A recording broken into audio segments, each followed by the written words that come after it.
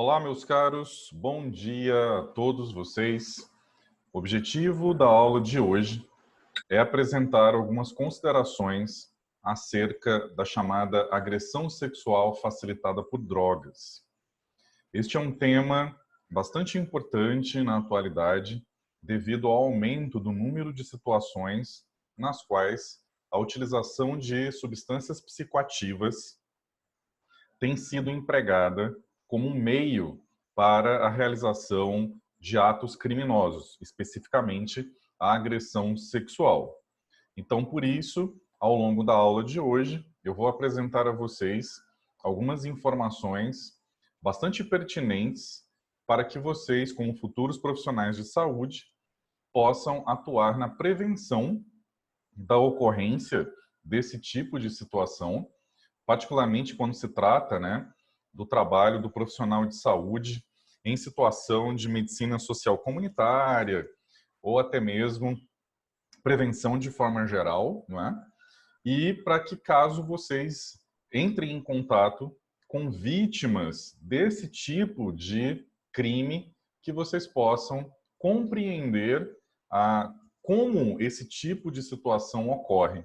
Então essa é a importância da aula de hoje, especificamente para a formação de futuros profissionais do campo da saúde.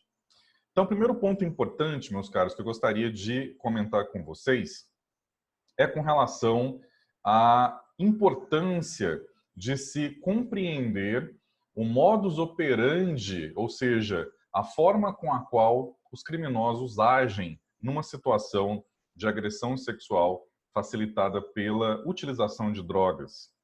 No caso específico da legislação brasileira, nós temos um tipo penal específico que descreve esse tipo de conduta e, portanto, trata-se de uma conduta criminosa.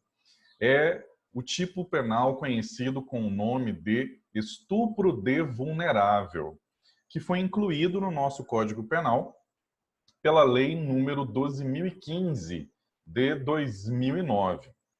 O artigo 217-A diz que estupro de vulnerável é ter conjunção carnal ou praticar outro ato libidinoso com menor de 14 anos. No entanto, vocês vão observar aqui no parágrafo 1º o ponto que diz respeito ao tema da aula de hoje. Vejam só, incorre na mesma pena quem pratica as ações descritas no caput, ou seja, lá no artigo 217-A, com alguém que, por enfermidade ou deficiência mental, não tem o necessário discernimento para a prática do ato ou que, por qualquer outra causa, não pode oferecer resistência. Observem, meus caros, que esse trecho específico aqui do parágrafo 1º, ele aborda especificamente a questão da utilização de substâncias psicoativas. É esse trecho que fala por qualquer outra causa, não é? A partir da utilização das substâncias psicoativas, reduz-se a capacidade de resistência da vítima. Então, é nesse sentido que, desde 2009, a utilização de substâncias psicoativas faz com que as pessoas que utilizem dessas substâncias para realizar a agressão sexual incorram, portanto, no crime de estupro de vulnerável. Certo, pessoal? Eu trouxe para vocês um Tá material... ótimo. Ô, minha cara, por favor, fique à Antes vontade. de você continuar, eu queria te perguntar o que exatamente que é outro ato libidinoso. Tipo, eu tava assistindo uma entrevista esses dias e o especialista falou assim que tem juiz que não considera o beijo como um ato libidinoso e tem juiz que considera e que a lei deixa isso meio implícito, assim. Realmente, minha cara, essa é uma questão bastante controvertida, no meio jurídico. Outro ato libidinoso se enquadraria, grosso modo, naquilo que antigamente, no Código Penal, era considerado como ato libidinoso, Então, antigamente tinha o tipo penal do estupro, e tinha os atos libidinosos. Os atos libidinosos envolviam as situações nas quais o perpetrador de um crime sexual, ele fazia com que a vítima, de forma não consentida, por meio de grave ameaça ou violência, realizasse qualquer ato de natureza sexual diversa da conjunção carnal, ou seja, da penetração pênis-vagina.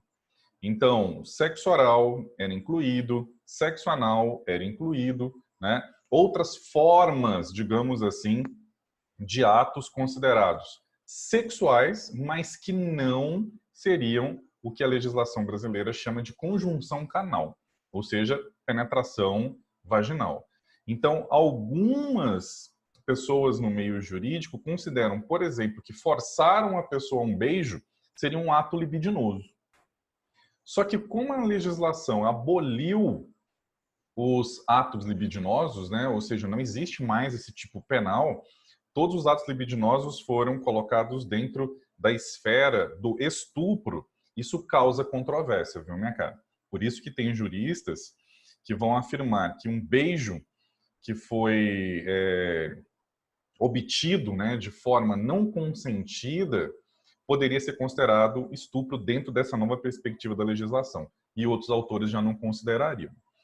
Infelizmente, eu não saberia trazer para você, minha cara, uma discussão jurídica mais apropriada, pois não é a minha área de formação, não é? Então, não seria capaz de trazer para você uma discussão mais técnica, né, em relação a como os juristas veem essa questão especificamente do beijo não consentido. E por isso que eu estou comentando com você apenas aquilo que eu já li a respeito. Posso obter algumas informações, né, com colegas professores da área jurídica especificamente, para posteriormente trazer uma resposta mais técnica para você, viu, minha cara? A princípio, o que eu posso lhe dizer é basicamente isso, tá certo? Infelizmente, eu não pude ser de grande ajuda nesse caso. Capaz, professor, foi ótimo. Obrigada. Eu que agradeço a sua pergunta, viu, minha cara? Eu trouxe para vocês, pessoal, mais algumas informações, dessa vez, da Agência Norte-Americana de Combate às Drogas, né, a famosa DEA, que apresenta uma cartilha que traz toda uma série de informações a respeito da agressão sexual facilitada por drogas. Nos Estados Unidos, é muito frequente, já há vários anos, a utilização de substâncias psicoativas para facilitação da agressão sexual. No Brasil, nós temos tido também, né, um registro cada vez maior de casos de pessoas vítimas desse tipo de crime, sendo que daqui a pouquinho eu vou mostrar para vocês, nós vamos fazer uma reflexão a respeito dessa questão, que como o álcool é uma das principais substâncias utilizadas nesse tipo de crime, nós vamos analisar se de fato trata-se de algo muito recente no Brasil. Geralmente, quando vocês ouvem falar, né, os meios de comunicação de massa comentando, tem havido cada vez mais a utilização de drogas de estupro no Brasil, né, substâncias psicoativas, etc. De modo geral, os meios de comunicação estão se referindo a algumas substâncias que eu também vou comentar com vocês hoje, substâncias como alguns tipos de benzodiazepínicos, né, o flunitrazepam, que é o roipinol, a utilização de barbitúricos como hidrato de cloral e algumas drogas sintéticas específicas, né, como, por exemplo, o GHB, o GBL e também um tipo de anestésico que é a cetamina ou ketamina. Só que os meios de comunicação de massa muitas vezes se esquecem do álcool. E o álcool tem sido utilizado com bastante frequência já há muitas décadas, também como uma substância psicoativa facilitadora desse tipo de crime. Nós vamos chegar nessa discussão daqui a pouquinho. Vamos ver inicialmente o que a Agência Norte-Americana de Combate às Drogas traz de informações, né, a respeito dessa questão. Então, eles trazem uma definição do que seria a agressão sexual facilitada por drogas. Aí eles vão dizer o seguinte, pessoal, que a agressão sexual facilitada por drogas, ela ocorre quando o álcool ou drogas são utilizadas para comprometer a habilidade individual para consentir na atividade sexual.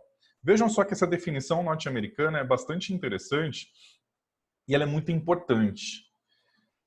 Não é simplesmente, meus caros, uma questão de vencer a resistência da vítima.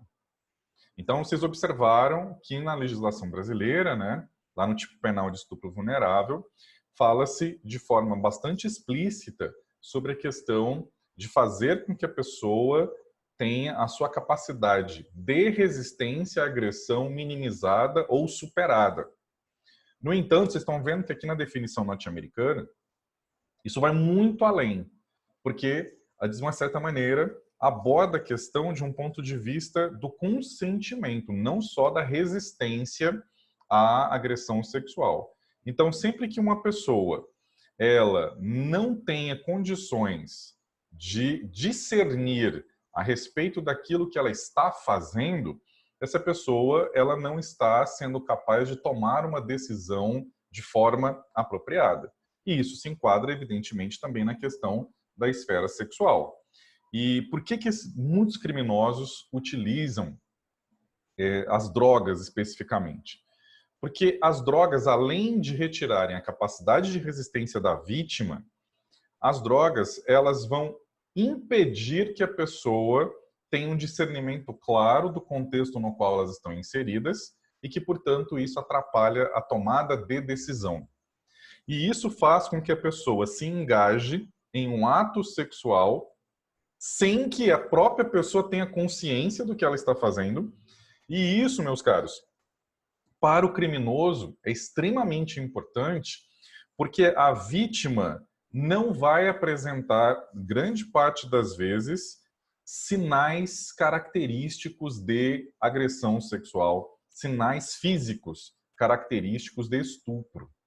Então, por isso que a utilização de drogas ela é bastante frequente por indivíduos que têm um comportamento predatório sexual, ou seja, pessoas que se engajam repetidas vezes em crimes de agressão sexual, basicamente porque essas pessoas, pela utilização dessas substâncias, dificilmente terão provas contra elas, inclusive provas de natureza médico-legal. Porque a vítima, nós vamos ver daqui a pouquinho, ela não vai se recordar daquilo que aconteceu.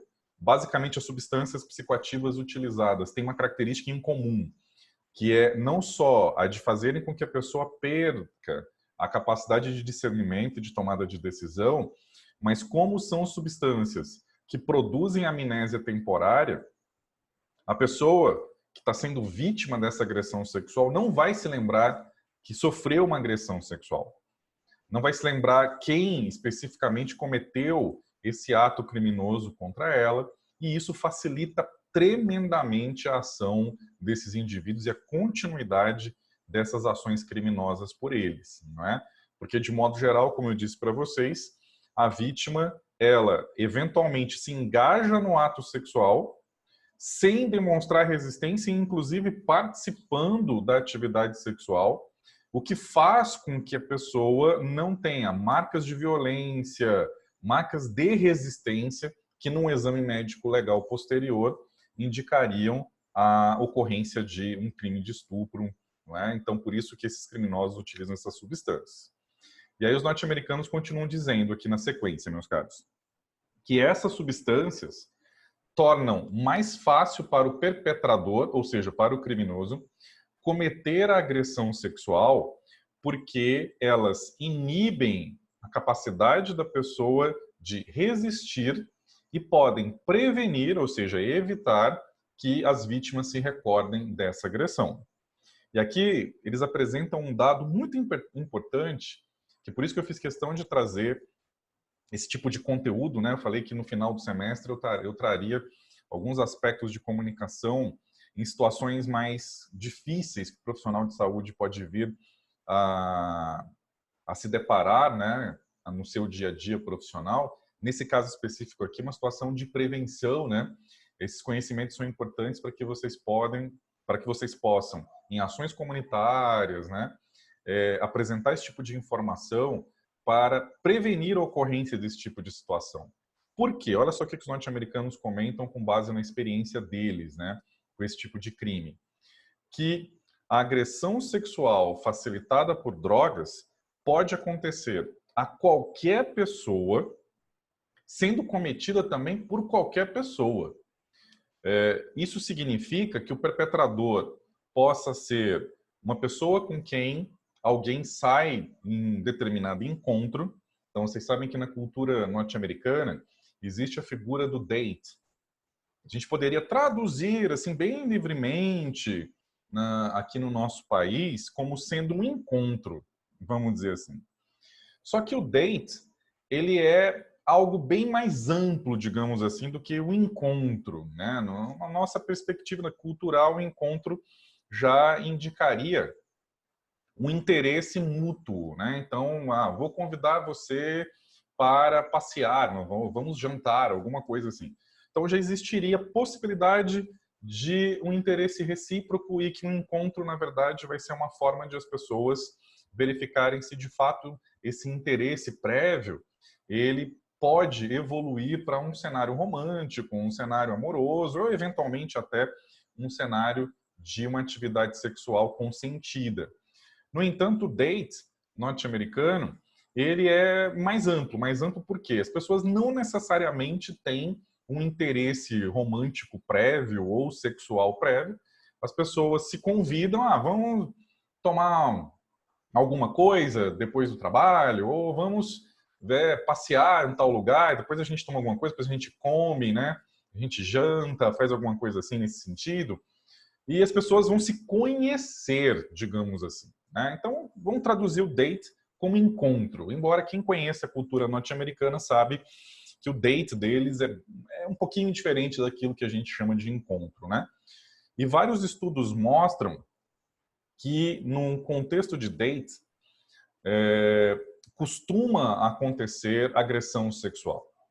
Então, tem alguns trabalhos norte-americanos que mostram que muitos homens consideram que se a pessoa que eles convidaram para o date, né, e essa pessoa aceitou ir ao date, ao encontro, e esse indivíduo proporcionou a essa pessoa, né, algum tipo de atividade, de diversão, um cinema, uma balada, um jantar, alguma coisa assim, esse indivíduo espera em troca uma retribuição sexual. Então, isso é um dado bastante importante. Vários estudos mostram que grande parte dos agressores sexuais, numa situação de encontro, tinham a expectativa de terem a retribuição pela sua, entre aspas, gentileza, por ter convidado para sair, por ter eventualmente até realizado o pagamento, né, das despesas ali do date. A pessoa espera em retribuição a atividade sexual. E quando isso não acontece, de forma consentida, os indivíduos partem para a agressão sexual. Então, por isso que é muito frequente a ocorrência dos chamados date rapes, né, os estupros de encontro, em que os indivíduos não aceitam que a pessoa não deseje, não é, a atividade sexual no final do date e, eventualmente, esses indivíduos acabam agredindo a vítima e realizando atividade sexual não consentida, né? Então, por isso que é importante essa fala aqui da Agência Norte-Americana de Combate às Drogas, mostrando esse aspecto cultural, não é? Na nossa realidade, eu acho isso muito importante também, justamente para a prevenção, para mostrar para as pessoas que não existe um tipo específico de pessoa que é criminosa ou que eventualmente venha cometer um crime sexual, né? Porque eles continuam dizendo assim, que pode ser um estranho, pode ser uma pessoa que a princípio, né, a vítima consentiu em estar com ela, inclusive num contexto amoroso, romântico e até mesmo um contexto inicialmente sexual, não é? E pode ser uma pessoa que seja conhecida por longo tempo, né? Aí por parte da vítima. Também nos Estados Unidos, os estudos mostram que grande parte dos perpetradores de agressão sexual facilitada por drogas é constituída por pessoas conhecidas da vítima. São colegas de trabalho, são colegas de faculdade, são, inclusive, pasmem, amigos e ou namorados da vítima. Essa é uma questão importante, né, que tem que ser levantada também. Não é porque a pessoa está num contexto de um relacionamento afetivo estável, um namoro e até mesmo um casamento, que a realização de uma atividade sexual não consentida não vai ser considerada estupro, não é? Todas as vezes em que uma pessoa é forçada a realizar uma atividade sexual, essa pessoa é vítima de estupro, né? Então, isso inclui, inclusive, as situações de relacionamento afetivo estável. Inclusive, infelizmente, a literatura traz, a experiência mostra que há uma relativa frequência, né, nesse tipo de crime perpetrado por pessoas que têm um relacionamento afetivo estável com a vítima, né? Olha só esse terceiro parágrafo, pessoal. Ele traz aquela informação para reflexão que eu tinha comentado com vocês, que o álcool permanece sendo a droga mais frequentemente utilizada em crimes de agressão sexual. E aí eu vou parar aqui a descrição do que a Agência Norte-Americana de Combate às Drogas traz para conduzir essa reflexão com vocês. Pessoal, se o álcool é a substância mais frequentemente utilizada nesse tipo de crime, vamos trazer para o contexto brasileiro. A utilização de álcool no nosso contexto é maciça. O álcool é uma substância psicoativa que tem uma característica cultural de aceitação. Parem para pensar. Imagine uma situação de uma festa. Vocês que são estudantes universitários, estão começando aí a vida universitária de vocês. Imagine uma festa num ambiente, digamos assim, né, de estudantes universitários e tal, uma calorada, ou mesmo uma festa com veteranos e tal, que não tenha álcool. Para pensar nisso. Como é que isso vai ser interpretado? Imagina, imagino que eu sou um colega de vocês, eu vou organizar uma festa como essa, e aí você chega lá na minha festa, e o que tem lá, gente, na minha festa? Tem suco, na minha festa tem refrigerante, né? Na minha festa tem chá gelado. Olha que festa chique, né? Uma festa com chá gelado. Pessoal, vai soar esquisito, muita gente vai achar estranho, e grande parte das pessoas vai ter aquilo que nós chamamos de dissonância cognitiva. Como assim? Que festa é essa que não tem bebida? Né? Então, vocês estão vendo que o álcool ele está fortemente associado ao nosso conceito de diversão social. E contexto social é, obviamente, um fator de risco para a ocorrência de agressão sexual facilitada por uso de drogas. Não é? Então, as pessoas estão num ambiente de festa, estão tomando, né, bebida alcoólica e tudo mais. Então, eventualmente, se a pessoa está sob efeito do álcool, sem dúvida nenhuma que a capacidade dela de consentir e de resistir a uma agressão sexual, evidentemente, que é minimizada. Então, vocês estão compreendendo onde estou querendo chegar, né, gente?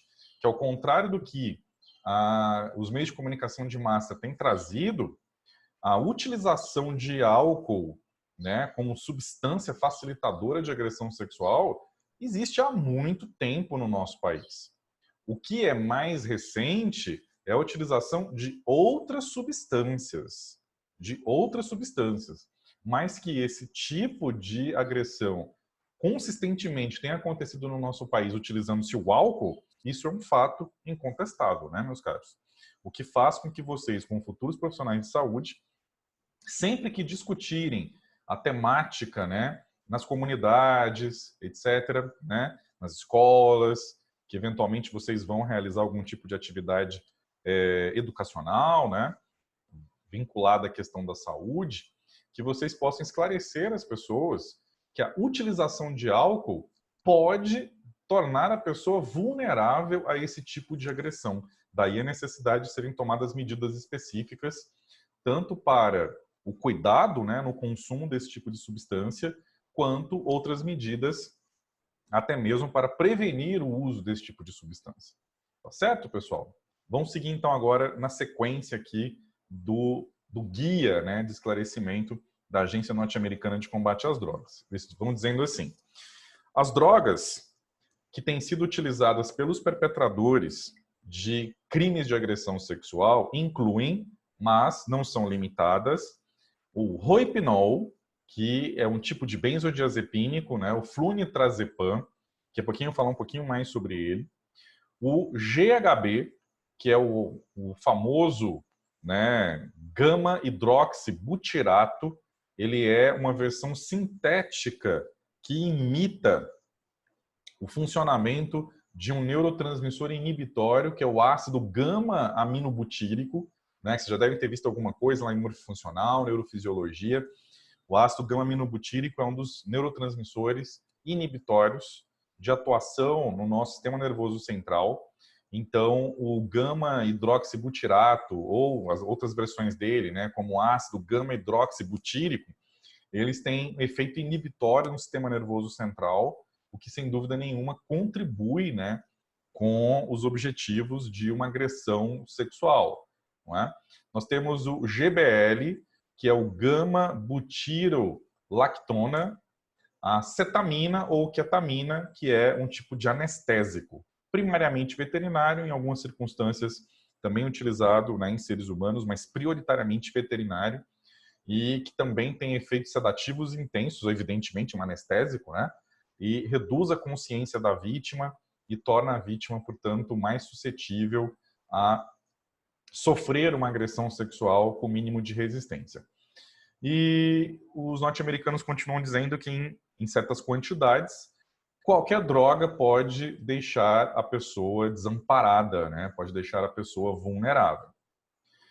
Então, eles continuam dizendo, falando sobre o contexto da agressão sexual facilitada por drogas. Esse é um ponto importantíssimo no futuro, quando vocês forem participar de atividades educativas, de prevenção nas comunidades, né? Que é mostrar para as pessoas como que parece uma agressão sexual facilitada por drogas, né? Como é que ela se assemelha, como é que as pessoas podem observar que ela está acontecendo. Então, eles começam dizendo o seguinte, que através, né, da coerção ou da pressão que é exercido, né, sobre uma pessoa para que essa pessoa possa sair da sua zona de conforto em relação ao consumo, né, de substâncias, álcool ou outras drogas, para ingerir mais drogas ou álcool ou diferentes substâncias daquelas que a pessoa, de modo geral, está confortável em consumir. Então, sempre que for observado, né, uma determinada situação em que uma pessoa está sendo, de certa forma, pressionada para consumir mais substância, vamos trazer um contexto mais comum da nossa realidade, né? Está lá numa situação de festa e tal, e de repente observa-se que alguém está pressionando uma determinada pessoa a consumir mais álcool, por exemplo. E é claro, né, gente, que a pessoa ela vai ser sedutora nesse sentido. A pessoa não vai ser agressiva. Ó, toma mais a bebida aqui, ó, toma essa bebida aqui, toma mais. Não. A pessoa vai se utilizar de artifícios. Então, aquelas brincadeiras do tipo assim, duvido que você vira. Vamos virar, vamos ver quem vira. Vira, ê! Gente, um perigo esse tipo de circunstância, porque a pessoa disfarça através de brincadeiras, através de desafios, ela disfarça uma pressão para que a pessoa possa sair, né, daquela situação de conforto durante a ingestão da sua bebida. Tá? Então tem que estar bastante atento a isso. Aí o segundo ponto que os norte-americanos trazem, né, como alerta, é ignorar ou recusar ajudar alguém que diga, por exemplo, né, que já bebeu bastante ou que está experimentando, né, na verdade, tendo uma experiência negativa com o uso de uma determinada substância e que está precisando de ajuda. Então, olha só que interessante, pessoal. De um lado, nós temos as pessoas que conscientemente vão tentar levar aquela pessoa que é um alvo potencial de agressão sexual, né, a ultrapassar os limites do consumo. Em outras circunstâncias, os agressores vão ser aquilo que se chama de agressor de oportunidade. O que é o agressor de oportunidade? O indivíduo percebe que tem uma pessoa ali no ambiente que abusou do consumo de substância, seja de álcool ou qualquer outra droga, e a pessoa está nitidamente vulnerável. Então, o que esse agressor de oportunidade vai fazer?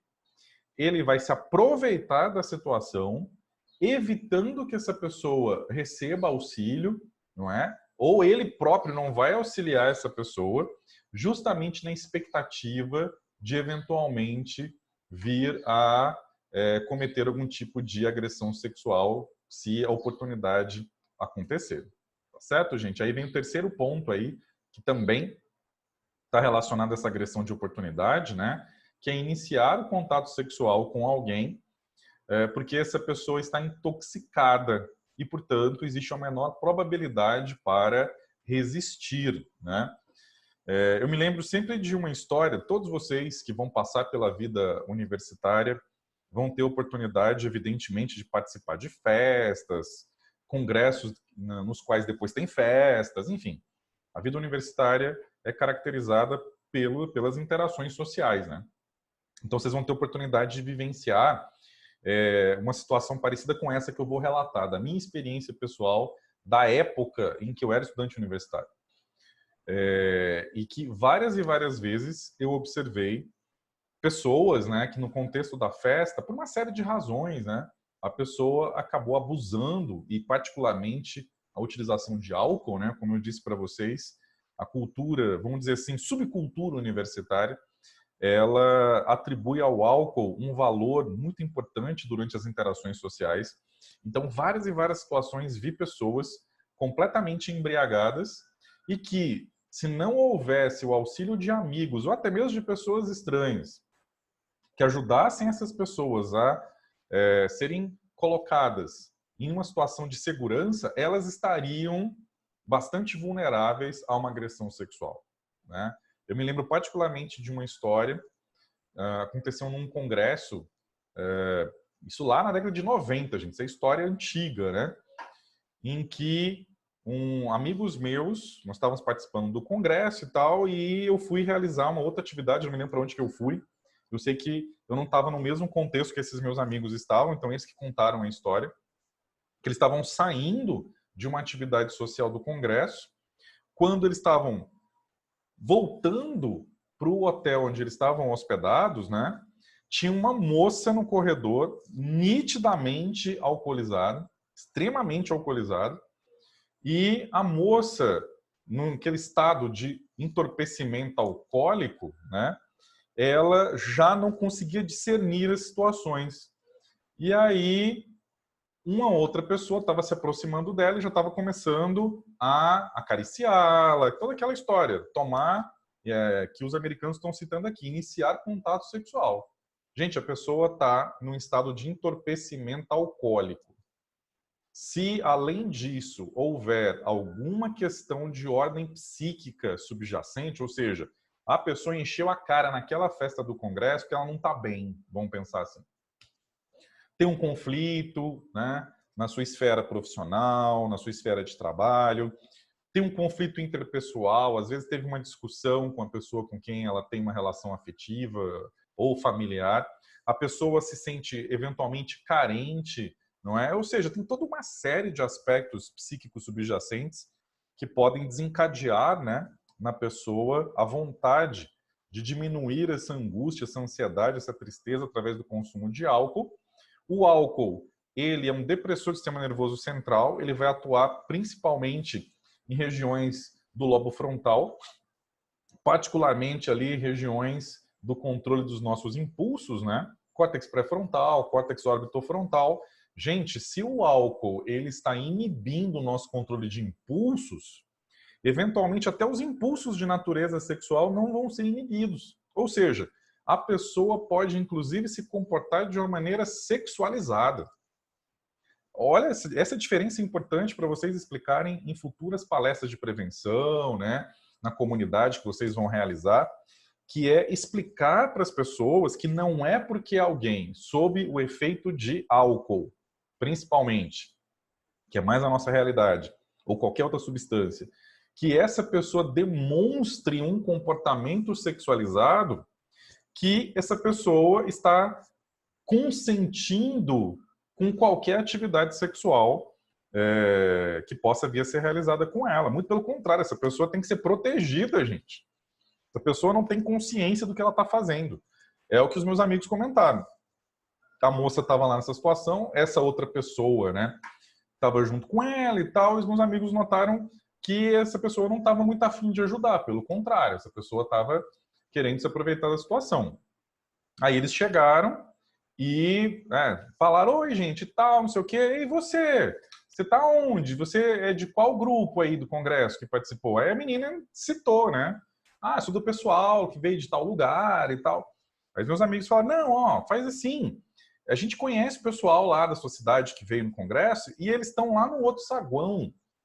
Quem que você conhece lá do pessoal? Aí ela citou lá o nome de uma menina.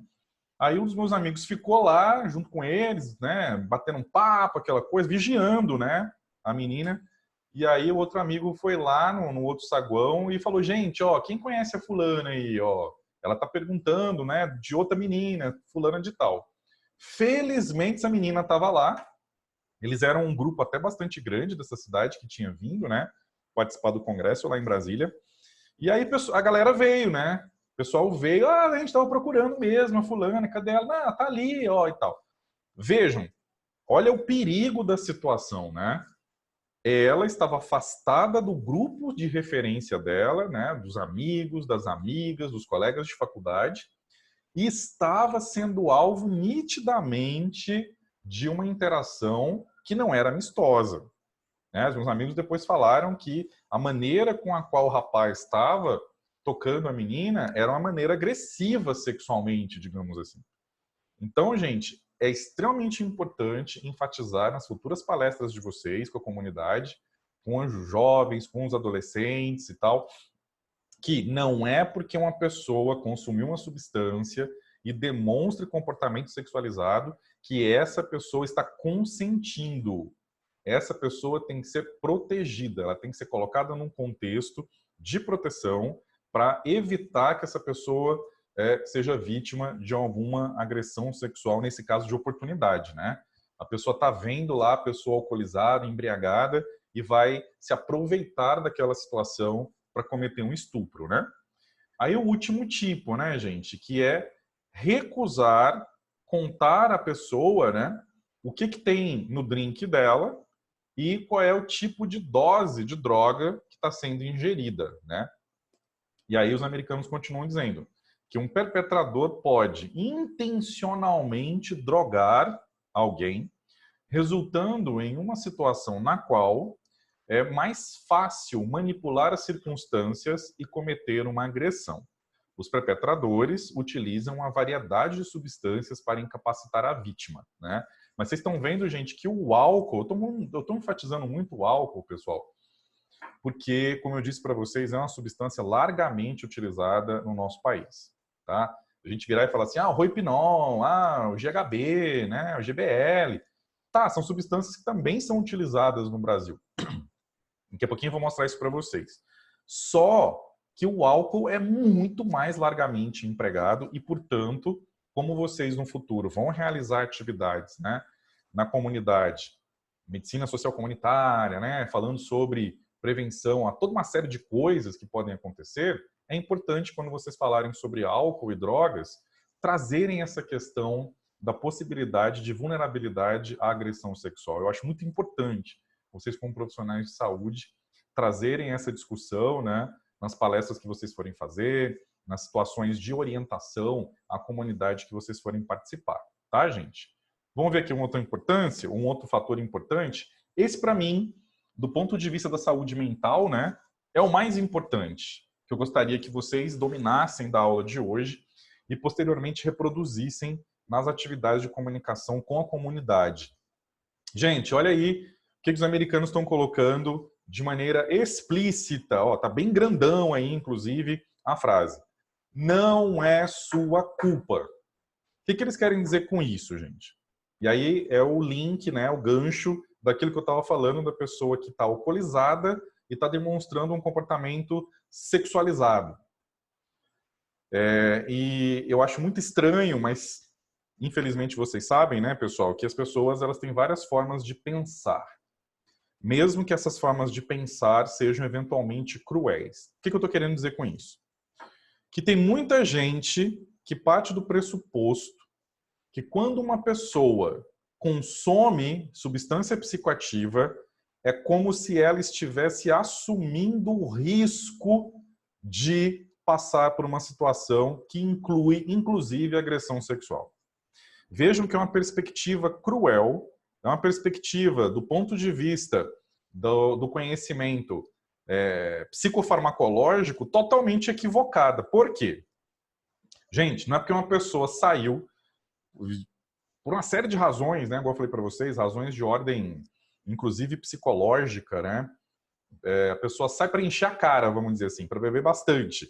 Gente, essa pessoa está assumindo o risco de ser violentada, por exemplo. Então, se acontecer uma agressão sexual contra essa pessoa, é culpa dela, né? O pessoal vai virar e falar assim: quem mandou essa pessoa beber? Gente, equívoco. Eu gostaria que quando vocês tratassem dessa questão nas palestras de vocês, nas orientações de vocês à comunidade, vocês enfatizassem: não é culpa da vítima, nunca, jamais. Eu me lembro muitos anos atrás, numa aula, né, eu ainda lecionava em Goiânia, e aí o pessoal estava compreendendo assim minha frase, que eu disse o seguinte: se uma pessoa, eu até citei o caso específico de uma mulher, se uma mulher decidir andar completamente nua na Avenida Paranaíba, 2 horas da tarde não, perdão, da noite, né, de madrugada, e acontecer uma agressão sexual contra essa pessoa, não é culpa dela. A culpa é do agressor. A culpa é do criminoso. Mas olha a mudança de perspectiva que vocês vão levar para o debate lá na comunidade. Vamos parar de falar de culpa e vamos começar a falar sobre responsabilidade sobre si mesmo. Vejam só, uma pessoa que anda nua 2 horas da madrugada na Avenida Paranaíba não é culpada se algum criminoso decidir cometer um ato de violência sexual. Mas essa pessoa tem responsabilidade sobre si mesma. O que significa isso? Ela tem de analisar a prudência de se realizar esse tipo de ação. Então, o que significa? Se a pessoa sofrer uma agressão sexual, não é culpa dela em hipótese nenhuma. Mas para prevenção, a pessoa precisa analisar as circunstâncias nas quais ela vai realizar suas ações. Isso, gente, é ter controle sobre a própria vida. Isso é ter controle sobre a própria segurança. Então, a pessoa, né, pensou assim: caramba, hoje é dia que eu vou. Os americanos usam uma expressão que eu acho bem bacana, assim, né? Que é aquela ideia assim: let's get wasted. Né? Ou seja, hoje nós vamos encher a cara até cair. Gente, vocês como profissionais de saúde não devem ser moralistas, vocês não têm juízo de valor, vocês não vão julgar o paciente de vocês, vocês vão ser profissionais de saúde. Vocês vão analisar as circunstâncias, vão orientar os pacientes de vocês com base nas evidências.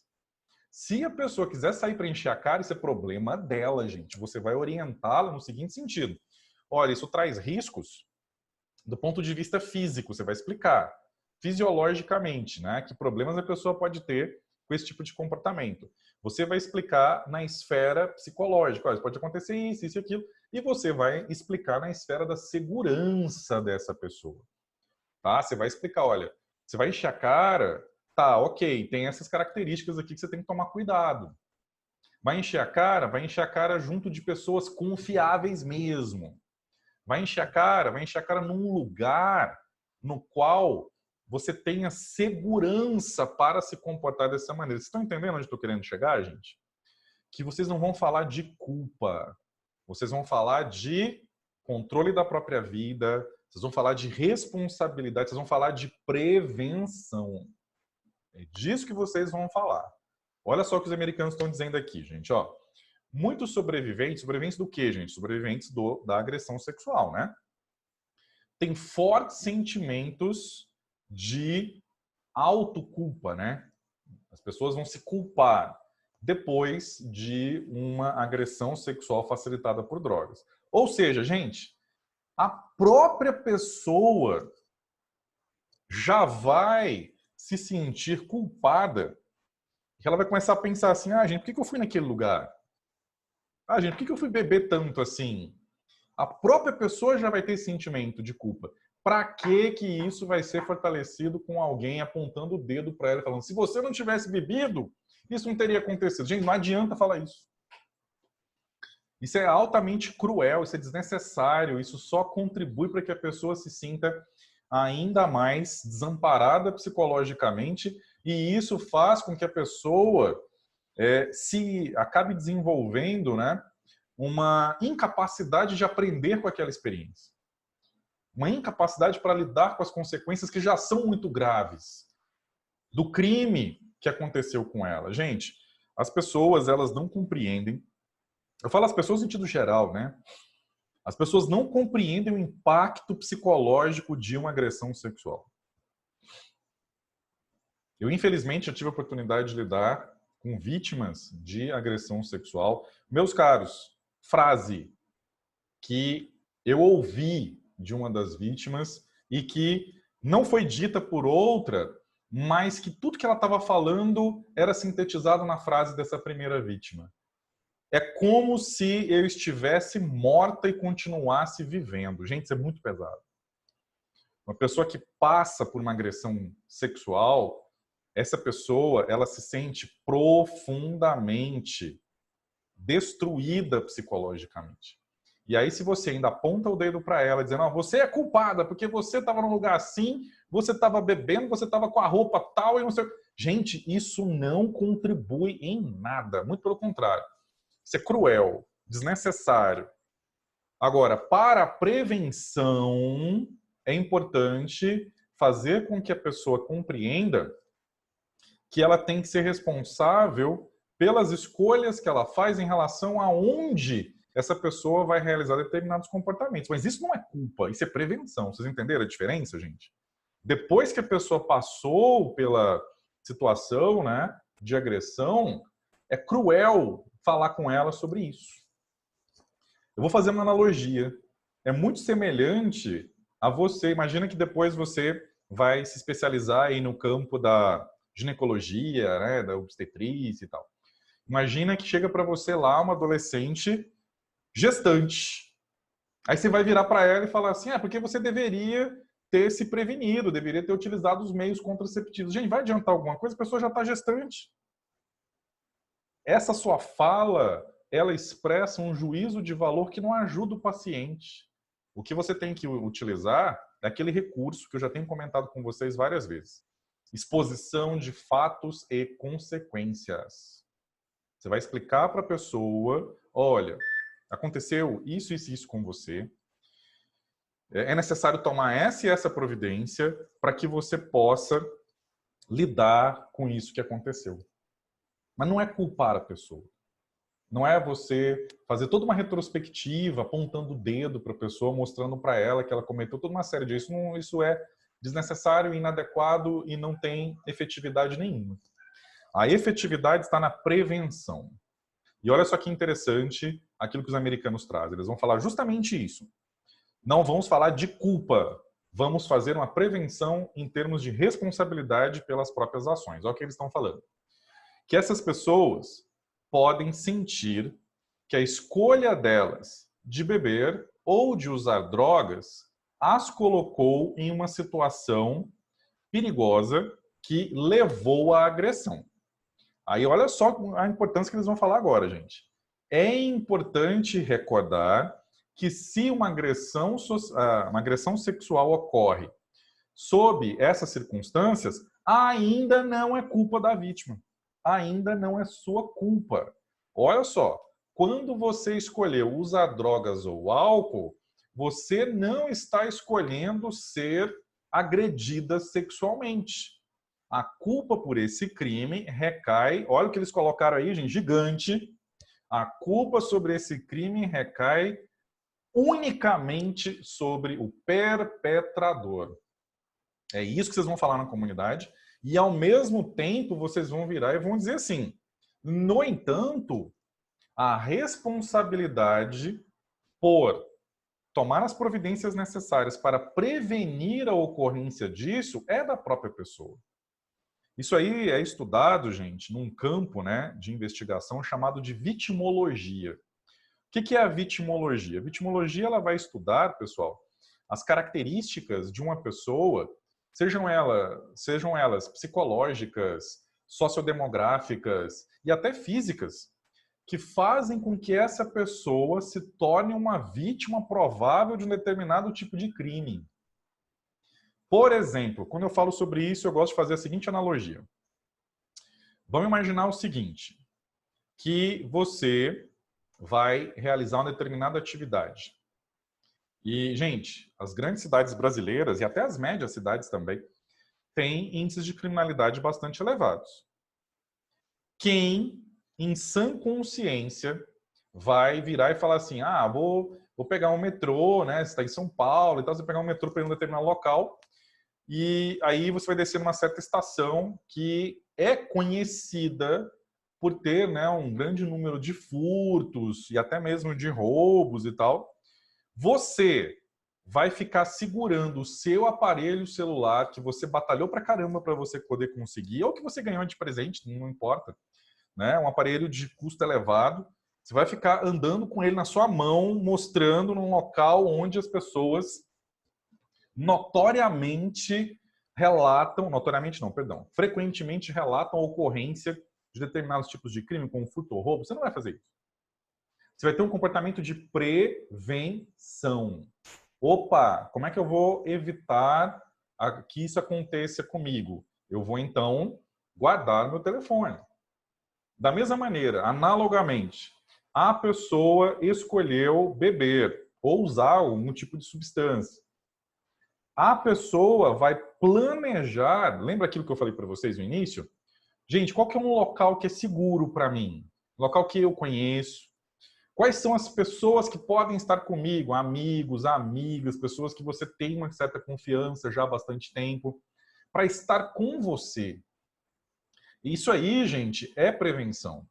É você saber o local onde você pode se permitir realizar, né, a utilização. Né? Você gosta de beber, gente? Sem juízo de valor. Mas beba num local onde você saiba que você estará seguro. Entenderam o raciocínio da responsabilidade? É essa a ideia que você tem que passar como prevenção, né? Da mesma maneira, eles vão passar algumas informações interessantes, algumas dicas de prevenção que também valem a pena ser difundidas, né, lá na comunidade. Mas eu queria, antes de tudo, perguntar para vocês se ficou bem clara essa questão vou voltar a usar a frase, não é sua culpa. A vítima não é culpada por aquilo que aconteceu com ela. Ok, gente? Todo mundo compreendeu direitinho?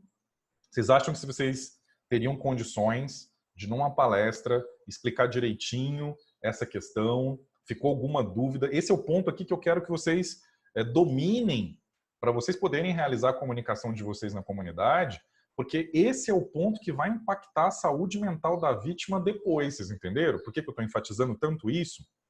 E é fundamental que vocês esclareçam essa questão. Tudo tranquilo então, gente? Alguma dúvida em relação a esse ponto para vocês poderem repassar depois nas palestras de vocês, nas orientações?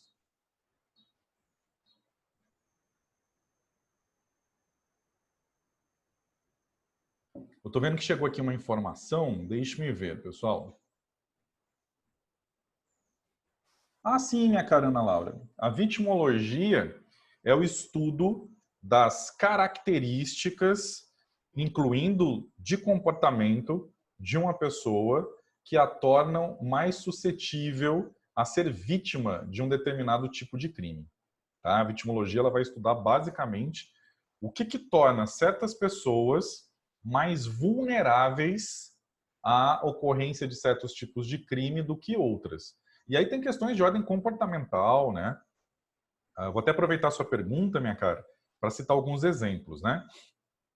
Tem alguns estudos que mostram, esses são estudos norte-americanos, né? que mostram, estudos que foram feitos baseados em entrevistas com criminosos, né? Nesse caso específico, com assaltantes, pessoas que cometem roubo, utilizando, evidentemente, de algum meio que ameace a vítima para que ela entregue, né, os seus bens, dinheiro, etc.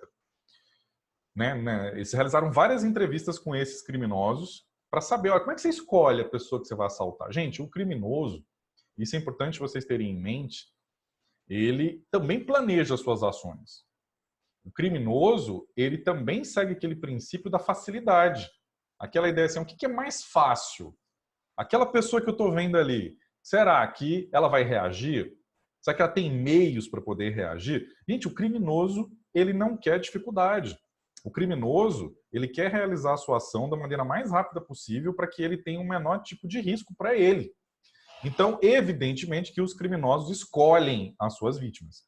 E aí, nesse estudo norte-americano, os entrevistados disseram que eles costumavam escolher as vítimas com base na atitude. Aí os entrevistadores perguntaram, como assim a atitude? Aí eles falaram, geralmente pessoas distraídas, pessoas que estão demonstrando que são fisicamente fracas ou que não teriam uma capacidade de reação.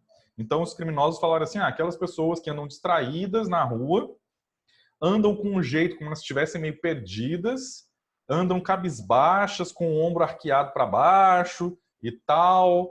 Essas seriam as vítimas ideais. Por quê, gente? O criminoso conta com o elemento surpresa, né?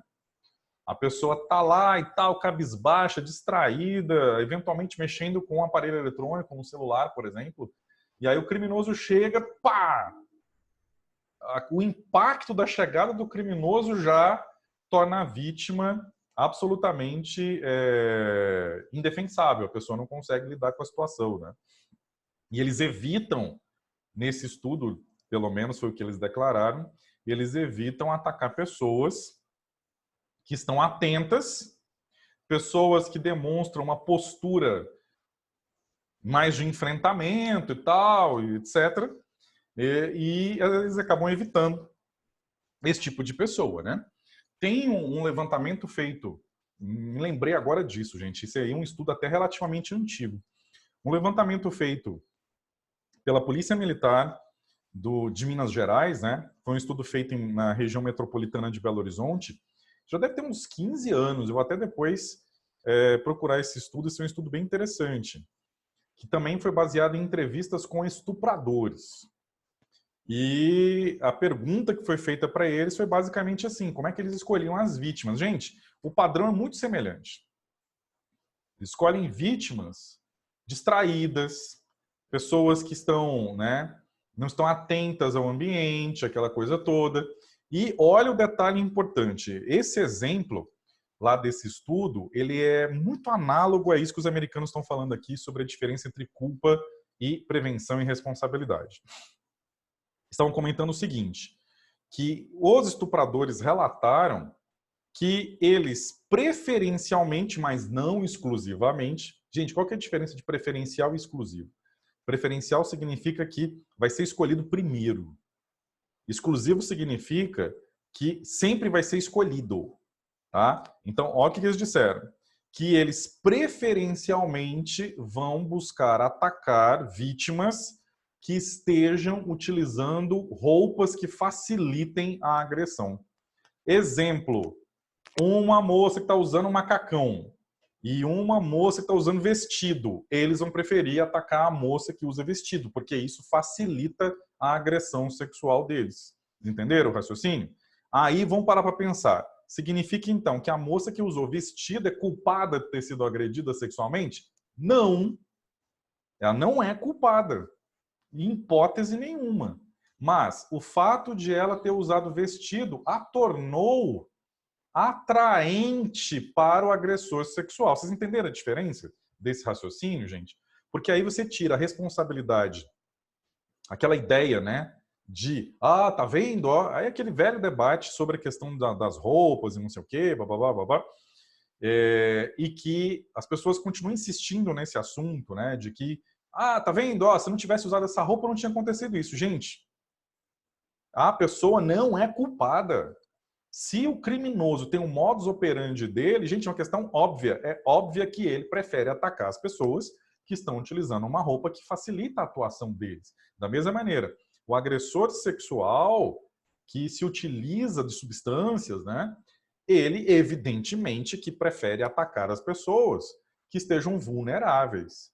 Mas nunca isso significa que a vítima é culpada por aquilo que aconteceu. Ok, gente? Tranquilo aí o raciocínio? Todo mundo compreendeu bem? Vamos em frente? Olha só. Esse aqui é um dado relacionado a uma modalidade de crime sexual que é muito frequente nos Estados Unidos. É altamente prevalente a ocorrência de estupros em universidades americanas, né? Então, olha só os dados estatísticos. Mais de 90% dos estupros que ocorrem, né, em campos de faculdades, universidades, eles acontecem no decorrer daquilo que eles chamam de incidentes de estupro durante encontro. Aquilo que eu falei para vocês, aquela ideia do date rape, né? O indivíduo convida a pessoa, né, para o encontro e tal, aí chega no final do encontro, ele espera uma retribuição sexual. E aí a pessoa não consente, não está afim, não quer, e o indivíduo acaba agredindo e, eventualmente, estuprando aquela pessoa, né? Olha o que eles estão dizendo também. Mais de 80% dos estupros, né, de encontro envolvendo perpetradores do sexo masculino ocorrem quando a mulher está intoxicada. Aí nós entramos no ponto da discussão da aula de hoje, né? E daí a importância de vocês levarem, em que pese o fato de serem dados norte-americanos, de vocês levarem, né, para as discussões de vocês na comunidade, né, de prevenção e tal, que é mostrar os dados. Falar, olha, a maioria das pessoas que vai sofrer violência sexual está intoxicada. Ou seja, lembra daquela ideia da facilidade? O que o criminoso quer, gente? O criminoso quer facilidade. O criminoso quer que a vítima ofereça a menos resistência possível. E olha só a crueldade. E aí entra um ponto de vista psicológico que é bastante, eu diria, perturbador. Que é o seguinte, incito vocês à reflexão sobre isso, né?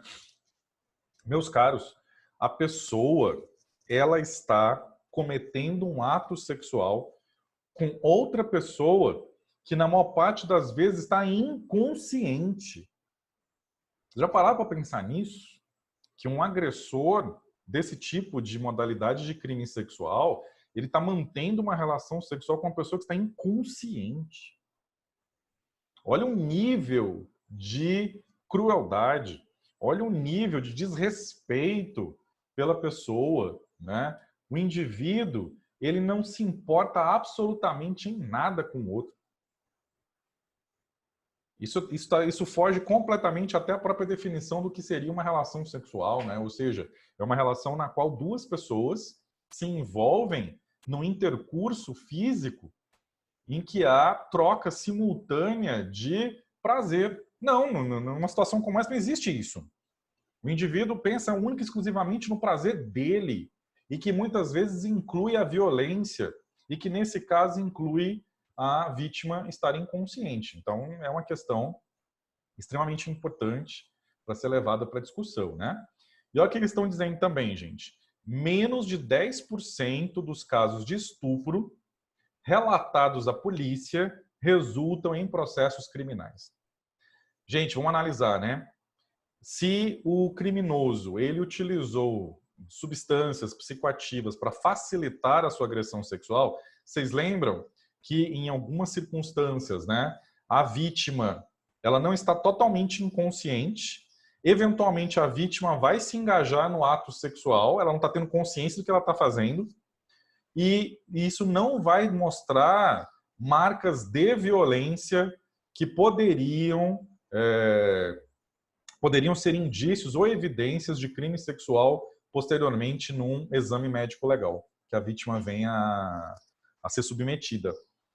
E como ela não vai se lembrar, estão vendo que o criminoso ele praticamente não terá provas contra ele e vai acabar se safando aí do processo criminal.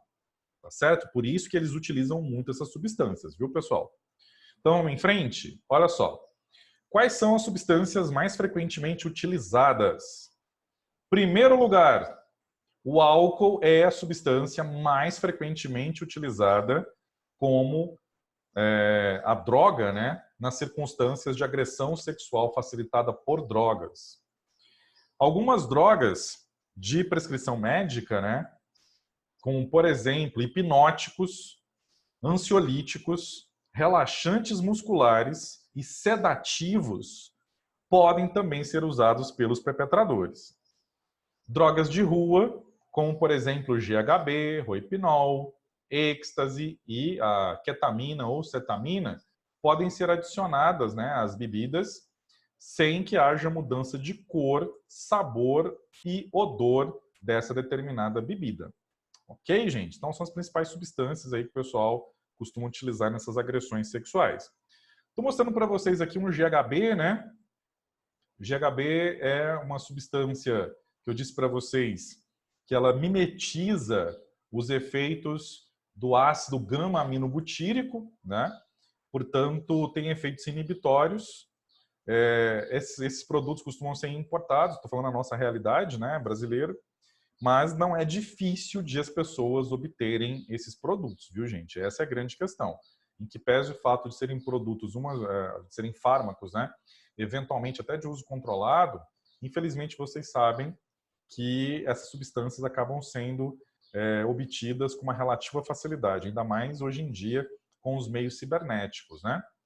Tá aí o famoso roipinol, né, gente? O flunitrazepam, que é um benzodiazepínico, né? É uma substância, é um agente psicoativo desenhado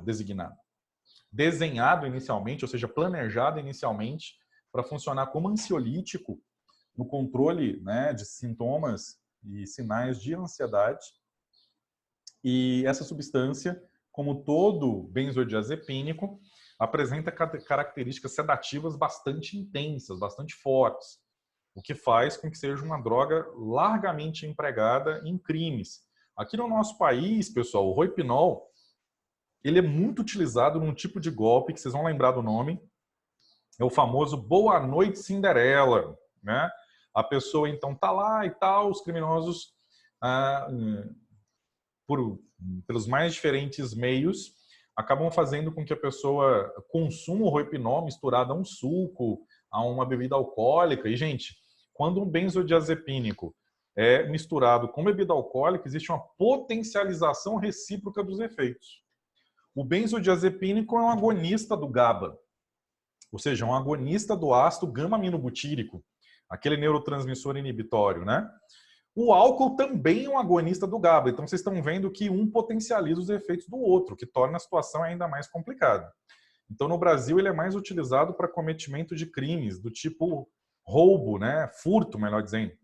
Então, a pessoa ela é dopada com roipinol, fica em estado de inconsciência e os criminosos realizam, né, todas as atividades de subtração dos bens aí do indivíduo, né? Então, é uma substância muito conhecida no país para esse tipo de crime, mas que também tem sido cada vez mais utilizada como droga de estupro, né?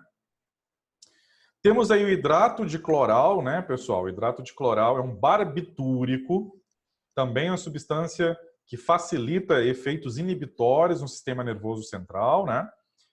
De forma bastante potente, é um sedativo extremamente potente e que tem efeitos bastante intensos aí sobre a consciência, sobre a capacidade motora, comprometendo a consciência, comprometendo a capacidade motora do indivíduo, e tem aquele efeito, né, de amnésia temporária que facilita, portanto, o cometimento de crimes sexuais contra a vítima, né? Temos aí a famosa cetamina ou ketamina, desenvolvido inicialmente como anestésico, né? Principalmente para uso veterinário e que tem sido também utilizado como substância de droga de abuso, né? Por pessoas que acabam consumindo a substância de maneira contínua. Com uma dosagem mais elevada, a cetamina ou ketamina tem sido utilizada como droga de estupro. Gente, vamos parar para pensar. Isso aí é um anestésico que derruba um cavalo. Imagina o que isso faz com um ser humano. Só para vocês refletirem, né, o quanto é uma droga potente. E tem essa versão que eu estou mostrando aqui à direita, né? Vocês estão vendo aqui que é até tarja preta, medicamento controlado. Olha só aqui embaixo. Sedativa à base de cetamina, tramadol e olha o que contém? Midazolam. Olha essa mistura. Essa realmente derruba, pessoal. Isso aí é extremamente potente. Está misturando aí a cetamina com benzodiazepínicos.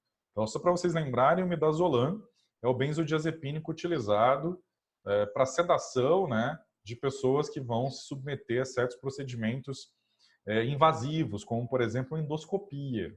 Né? Então, o midazolam costuma ser utilizado nesse tipo de situação de exame invasivo, né? Endoscopia, colonoscopia. E o midazolam, ele produz amnésia. E isso, inclusive, é um dos efeitos desejáveis. Gente, uma pessoa que passa por uma endoscopia, se ela lembrasse do que aconteceu durante a endoscopia, nunca mais ela queria fazer uma endoscopia na vida, né? Então, a pessoa acaba tendo ali parte da memória dela não consolidada e, portanto, a pessoa não se recorda. Vocês estão vendo que isso facilitaria em muito o quê, né, gente? A utilização dessa substância para aquele tipo de crime de agressão sexual, que é o tema, né, da nossa discussão de hoje. E aí, pessoal, rapidamente, né, para encerrar aqui essa discussão com vocês, algumas informações mais técnicas a respeito dos efeitos dessas substâncias, né? Que seria basicamente quanto tempo leva para que essas drogas de estupro comecem a fazer efeito. Que tipo de efeito? Tornar a pessoa vulnerável à agressão sexual pela redução do limiar de consciência da pessoa, ou seja, torna a pessoa não consciente daquilo que está acontecendo com ela, diminuindo a capacidade de controle de impulsos, diminuindo a capacidade de tomada de decisões, o que afeta o consentimento, obviamente, né? Diminuição das capacidades motoras, o que facilita a agressão sem que a vítima possa opor resistência física, né, à agressão. É muito comum também, gente, eu fico muitas vezes revoltado com a crueldade das pessoas. Uma pessoa que já sofreu uma agressão sexual, posteriormente, acaba sendo psicologicamente agredida por comentários cruéis.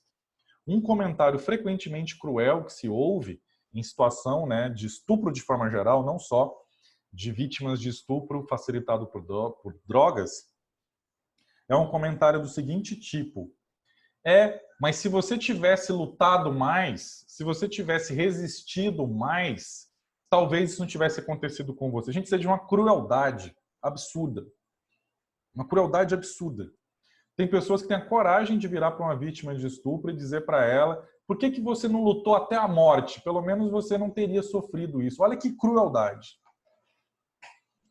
Eu considero que uma pessoa que tem a capacidade de falar isso para uma vítima de agressão sexual, eu considero essa pessoa extremamente cruel.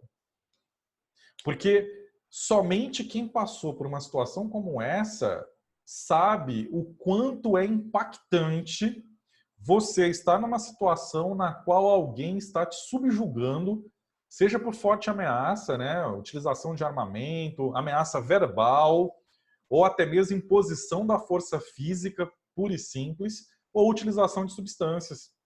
Então, aquela ideia, mas você nem está machucado, você nem lutou. Gente, isso é crueldade.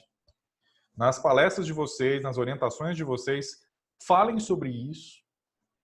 Digam para as pessoas, né, que elas não devem fazer esse tipo de comentário para uma vítima. A vítima tem de ser acolhida.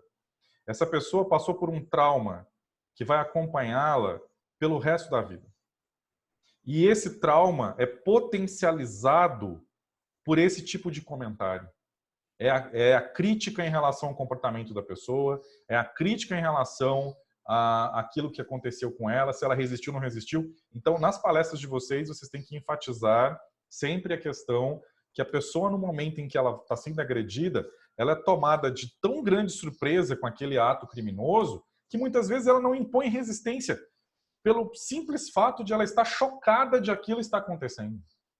Então, a pessoa não pode ser culpada Mais uma vez, lembra da ideia da culpa, né, gente? A pessoa não pode ser culpada por isso também. É um outro fardo que a pessoa acaba sendo obrigada a carregar. Então, nas palestras de vocês, enfatizem que a pessoa não tem culpa e que ela não deve, em nenhum momento, ser criticada pela forma como ela lidou com a situação, né? Estou vendo que chegou aqui uma informação.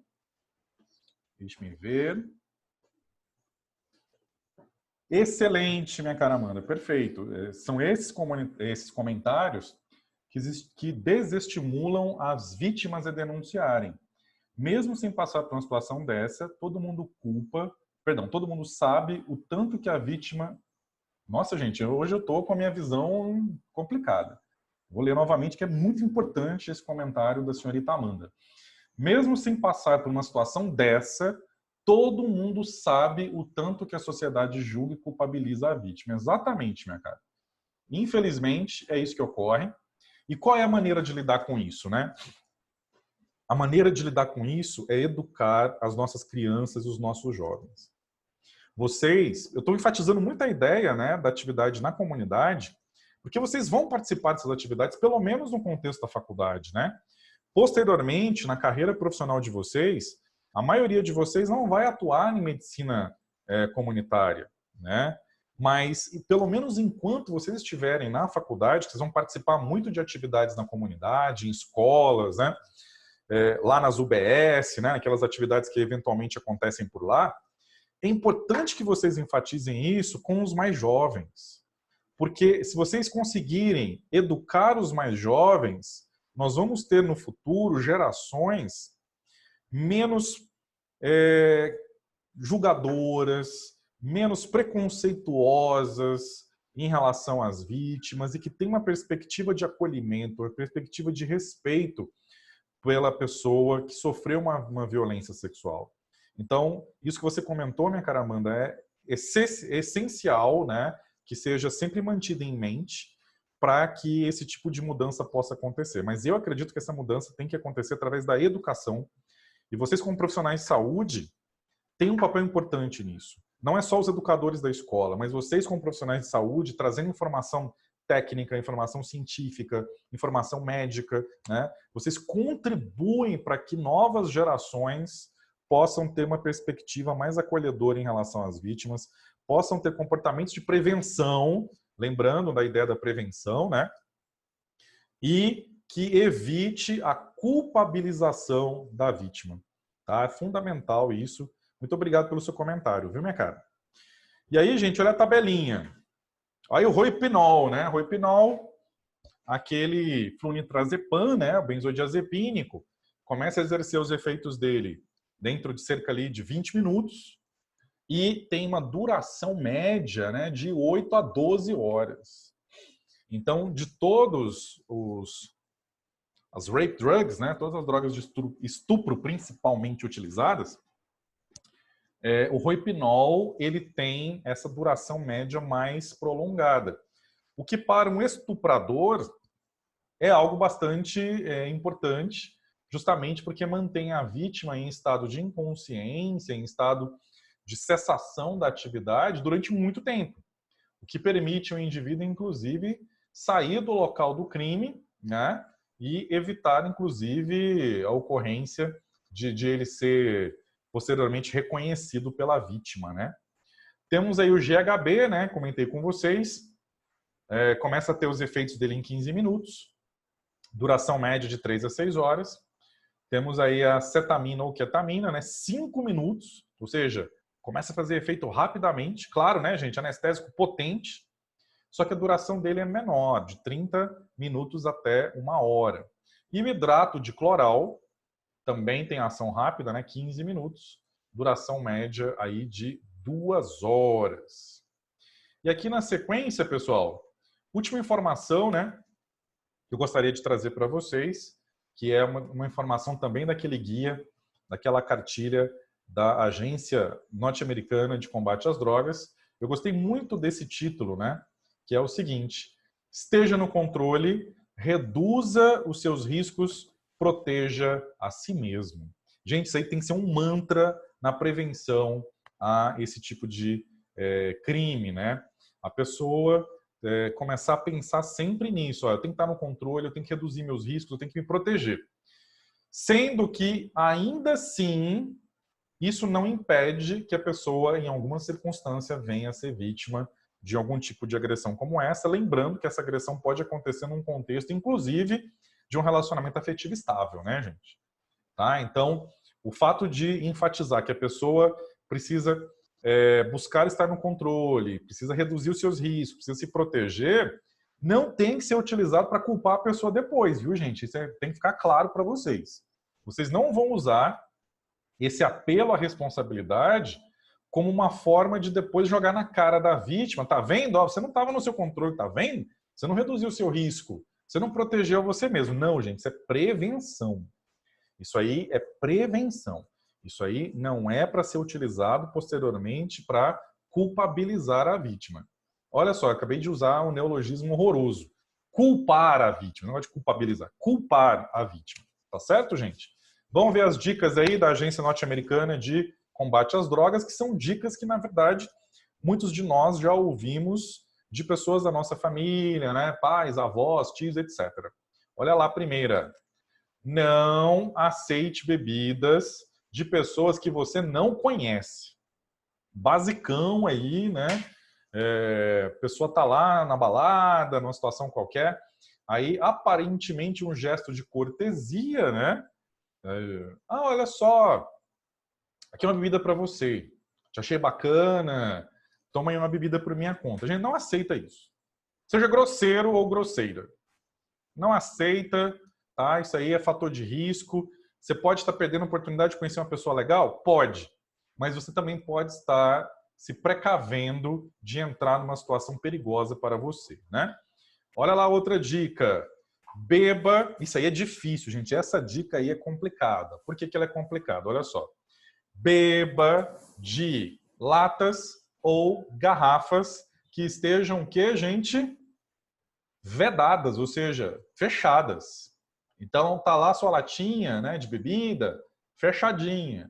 Tá lá sua long neck, você vê a pessoa abrindo ou você mesmo abre, não é? Aí eles vão falar assim: não beba se você não abriu por você mesmo aquela embalagem da bebida, seja garrafa, latinha, etc.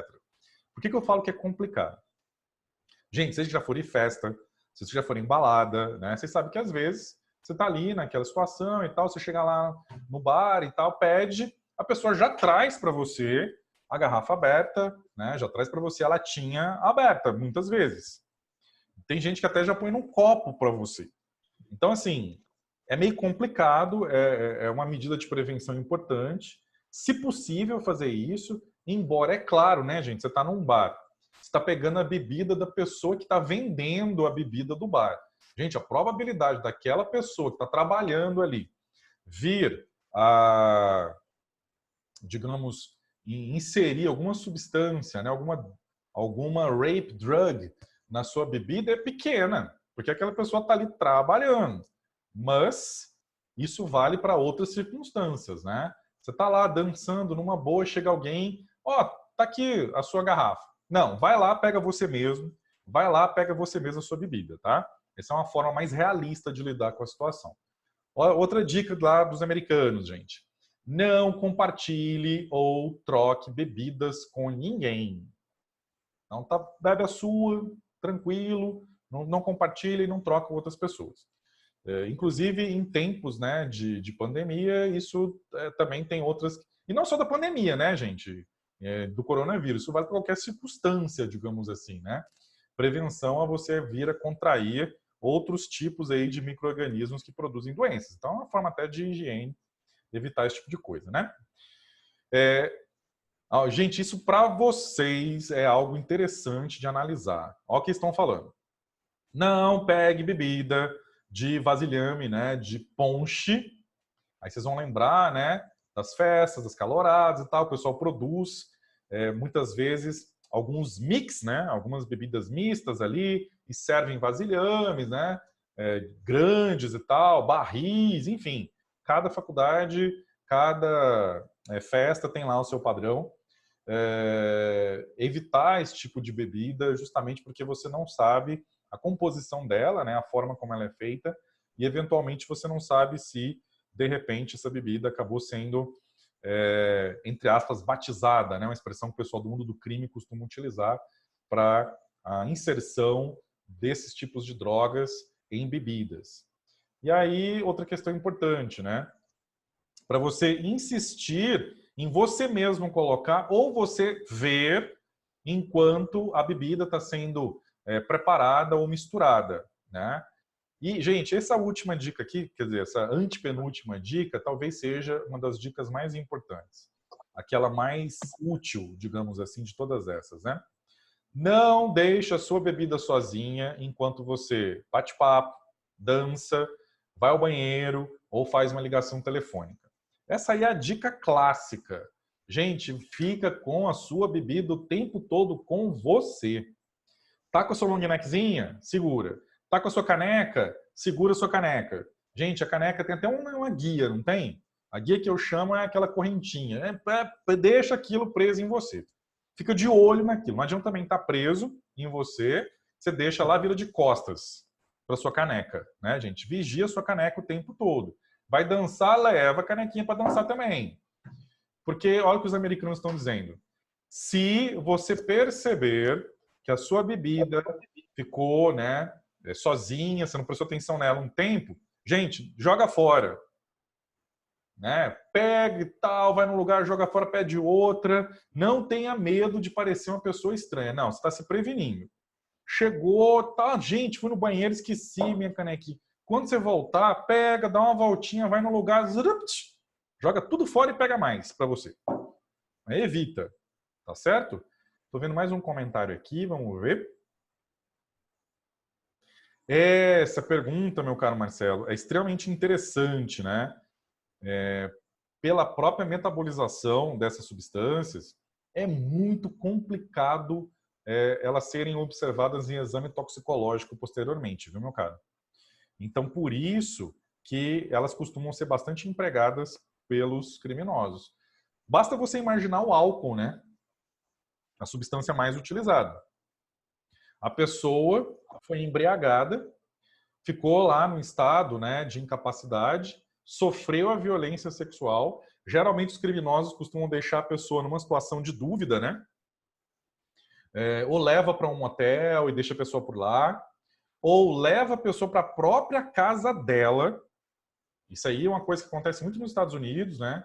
Que eles têm aquele contexto da vida universitária baseada nos dorms, né? Que são os dormitórios, são os alojamentos, né? Muito frequentes nas universidades americanas. Os estudantes moram nas universidades, grande parte delas. E aí os indivíduos levam a pessoa para a própria casa dela, para o próprio apartamento dela, na verdade. E aí deixa a pessoa lá, né? E a literatura mostra requintes de crueldade e que inclusive são utilizados para confundir a vítima, né? Como por exemplo, leva a pessoa para o próprio dorm dela, né? Para o próprio apartamento dela, lá do dormitório dela, e coloca a pessoa vestida com roupas de dormir. Olha só o requinte de, digamos, crueldade dos sujeitos.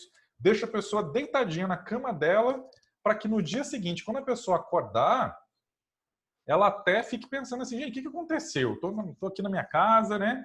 Tô aqui no meu apartamento e tal, o que aconteceu? Isso, inclusive, facilita que o criminoso não seja reconhecido. E aí, gente, vamos parar para pensar. Pessoa sob efeito de álcool, por exemplo. Tá, passou por essa situação, a pessoa ficou desacordada um tempo, né? Adormeceu pelo uso da substância. Gente, a pessoa vai acordar 6, 8 horas depois. Aí quando a pessoa tomar consciência, gente, parece que eu fui violentada, parece que eu fui vítima de estupro.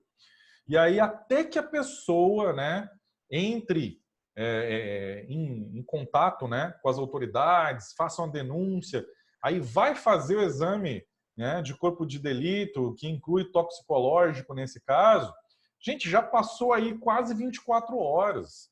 Não vai detectar o álcool mais, né? Então, realmente, meu caro, isso é inclusive uma das razões pelas quais os criminosos vão utilizar esse tipo de substância, né? Chegaram mais algumas questões, deixe-me ver. Ah, sim, meu caro Antônio, sim, eu vou converter, né, no formato PDF e vou colocar lá no Classroom para vocês, para servir de orientação, né, para quando vocês forem realizar as atividades na comunidade, tá? Muito obrigado por você ter me lembrado, viu, meu caro? O Marcelo está comentando, né, uma história de um cara da faculdade que bebia muito, os caras pregaram uma peça nele, né? Caramba, meu cara, isso aí o típico trote, vamos dizer assim, né? De uma crueldade sem limites, né? A pessoa, ela se sente realmente como se ela tivesse sido vítima de uma violência. Gente, a, a criatividade para o mal realmente não tem limites, né, meu caro? E eu conheço histórias semelhantes. Eu conheço histórias bastante semelhantes como essa, né? De simulação de estupro, né? Quer dizer, a pessoa bebeu bastante, está desacordada, o pessoal vai lá e, utilizando determinadas substâncias, né? Como você relatou, clara de ovo, pimenta e tal, faz com que a pessoa, quando acorde, tenha aquela perspectiva, caramba, fui vítima de estupro, né? Então, infelizmente, isso também acontece. A criatividade para o mal realmente não tem limites, viu, meu caro? Acontece com bastante frequência, sim. Gente, última dica, né, para encerrar nossa atividade por hoje. Não beba qualquer coisa que tenha um gosto diferente ou uma aparência diferente. Aí ele cita um exemplo, né? Um gosto meio salgado, assim, né? Espuma excessiva, alguns resíduos que você observa lá no copo e tal, que você, peraí, mas cerveja tem um pozinho? Como? Cerveja não tem pozinho, não tem resíduo, né? Ou alguma textura ou cor esquisita, estranha, que a substância que a pessoa está ingerindo eventualmente apresente. Tá certo, pessoal? Essas foram as dicas, né, para que vocês possam realizar as atividades de comunicação na comunidade, tratando da questão das drogas que favorecem, né, a agressão sexual.